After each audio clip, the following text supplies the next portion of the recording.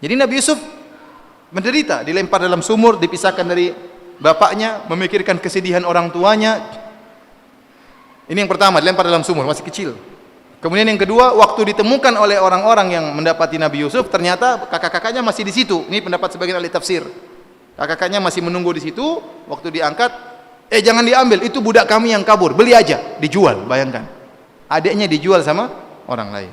Kemudian setelah itu Nabi Yusuf akhirnya qadarullah dipelihara oleh seorang menteri di Mesir.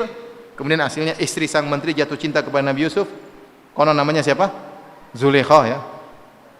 Zulekha. Kalau Inggris mungkin Julia ya. Kalau Yusuf, Joseph ya. Ibrahim, Abraham.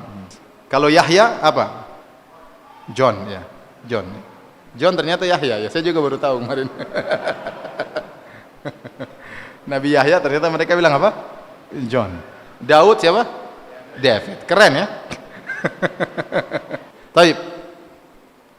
Jeffrey ya. Taib, kita lanjutkan. Intinya Zulekha merayu Yusuf. Akhirnya Yusuf alaihissalam tidak mau, akhirnya dituduh Yusuf ingin menzinahinya. Akhirnya dia pun dipenjara. Bahkan yang ingin merayu Yusuf bukan hanya Zulekha, bahkan ibu-ibu yang lain juga merayu Yusuf. Akhirnya dipenjara. Akhirnya Nabi Yusuf alaihissalam qadarullah dalam penjara bertemu dengan dua orang, mengatakan, wahai fulan, kalau kau jadi pelayan raja jangan lupa ngomongin tentang saya, ceritakan tentang saya. Maksud Nabi Yusuf apa? Supaya raja tahu Nabi Yusuf itu difitnah, supaya Nabi Yusuf dibebaskan, tidak dipenjara lagi. Kata Allah Subhanahu wa taala, fa ansahu syaitanu dzikra rabbih falabisa fis sijni bid'a sinin. Ternyata syaitan membuat orang ini lupa untuk cerita kebaikan Nabi Yusuf. Setelah jadi pelayan dia lupa sama Yusuf, lupa. Akhirnya Nabi Yusuf dipenjara lagi, bertambah 7 tahun. Jadi lupanya 7 tahun orang. Dalam sebagian ahli tafsir mengatakan dia 7 tahun lupa. Setelah 7 tahun berikutnya baru dia ingat. Baik. Akhirnya setelah 7 tahun, raja bermimpi. Inni ara sab'a baqaratin simanin yakuluhunna sab'un ijab. Saya melihat 7 ekor sapi gemuk dimakan oleh 7 ekor sapi kurus dan seterusnya. Siapa yang bisa menafsirkan mimpiku? Ternyata anak buahnya semuanya enggak ada yang tahu. Akhirnya pelayan raja baru ingat. Saya tahu Yusuf bisa menafsirkan mimpi ini. Perhatikan di sini. Datanglah orang ini setelah 7 tahun datang kepada Yusuf. Dia bilang, Yusufu ayyuhas siddiqu aftina fi sab'i baqaratin simanin yakuluhunna sab'un ijaf wa sab'i sumbulatin khudrin wa ukhra yabisa. La'alli arji'u ilan nasi la'allahum ya'lamun. Wahai Yusuf, wahai orang yang jujur, tolong tafsirkanlah mimpi raja tentang 7 ekor sapi gemuk dimakan oleh 7 ekor sapi kurus dan 7 bulir hijau dan 7 bulir yang kering. Semoga saya bisa kembali kepada mereka, saya kabarkan tentang tafsiran mimpi tersebut. Nabi Yusuf mengatakan, langsung Nabi Yusuf tafsirkan. Qala tazra'una sab'a sinina da'aban. Nabi Yusuf tidak mengatakan, ente kemana saja 7 tahun? Subhanallah, Nabi Yusuf sangat memaafkan. Kalau kita, tunggu dulu. Enak aja ente 7 tahun saya di sini. Nabi Yusuf tidak, sama sekali tidak mengungkit. Dan subhanallah, dia pun tidak dendam kepada raja. Ya, biar raja mereka ini orang Mesir mati konyol, enggak. Bahkan Nabi Yusuf bukan hanya menafsirkan, bahkan dia langsung memberi solusi. Makanya di antara kebaikan Nabi Yusuf, para ulama sebutkan, dia bukan tafsiran mimpi tersebut artinya begini, harusnya tafsirannya begini. Akan ada 7 tahun musim panen dan akan ada 7 tahun musim kering. Titik. Itu tafsiran mimpi. Tapi ternyata Nabi Yusuf tidak ngomong demikian. Dia langsung kasih solusi. Qala tazra'una sab'a sinina da'aban fama hasadtum fadharuhu fi sumbulihi illa qalilan mimma ta'kulun. Caranya kalian 7 tahun tanam sebanyak-banyaknya. Apa yang kalian panen maka simpan kecuali sedikit yang kalian makan. Makan sedikit-sedikit, sisakan yang banyak.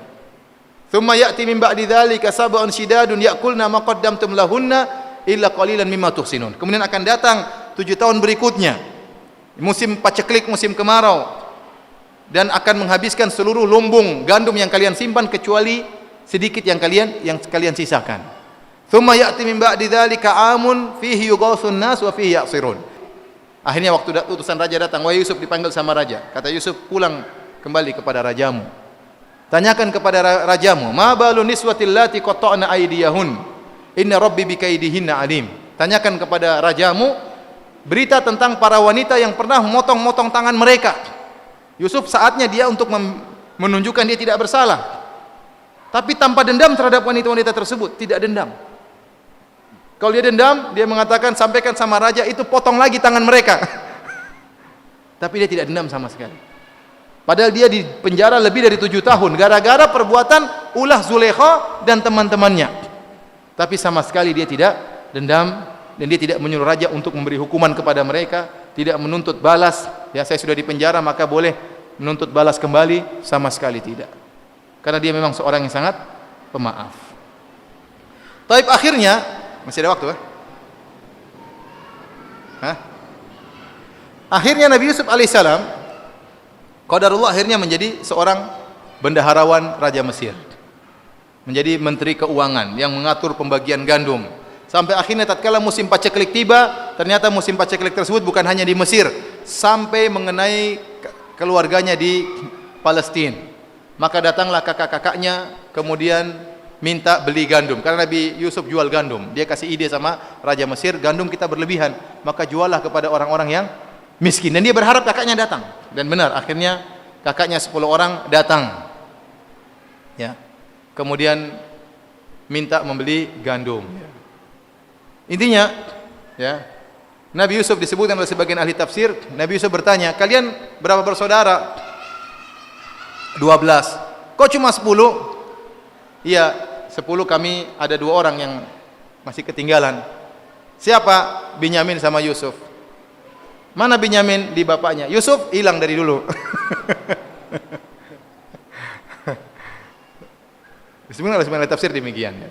Nabi Yusuf pun tidak marah. Ya. Kemudian waktu Binyamin diatur oleh Nabi Yusuf sehingga tertuduh mencuri, apa kata kakak-kakaknya? Iyasrik faqad saraka akhun lahu min qabl. Kalau Binyamin pernah mencuri, sungguhnya saudaranya Yusuf juga pernah mencuri.